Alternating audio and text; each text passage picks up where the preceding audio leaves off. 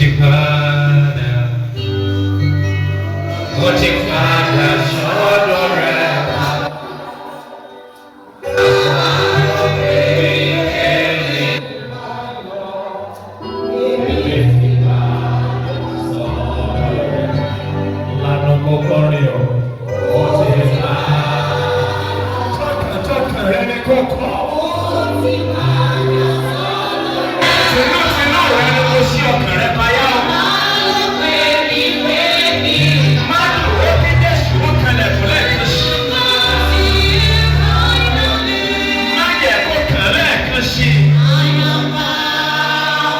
Bàbá àgbà Kàáfátá ló máa tó sọ yẹn tá a fẹ́ rẹ́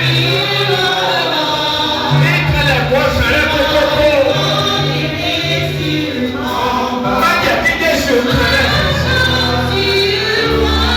má padà sínú ayé mọ́ o.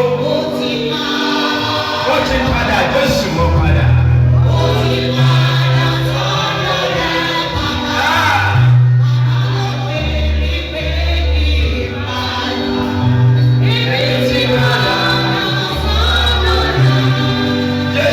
Olúwa wa, bó o bá lè ṣàmìyàn lórúkọ Jésù, lórúkọ Jésù, àwọn ọmọ rẹ̀ rí Ọlọ́run mi, wọ́n ṣe tán, wọ́n láwọn padà sọ́dọ̀ rẹ̀ lẹ́ẹ̀kan sí.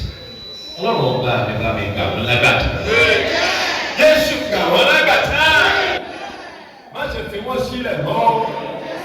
Gbogbo kùdìẹ̀kùdìẹ̀ ti fẹ́ nú ayé àwọn ọmọ yìí.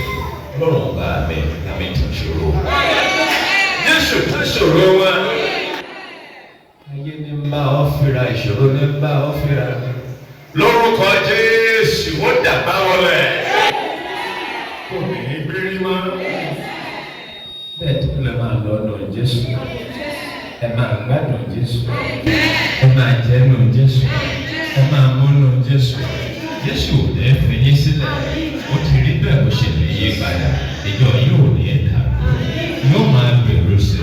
Ọlọ́run wa yóò ṣàgbé yín bá Jésù Olúwa wa. Mo ti padà. Mo ti padà sọ́dọ̀ rẹ̀ bàbá. Bàbá ló pè mí pé mi lọ.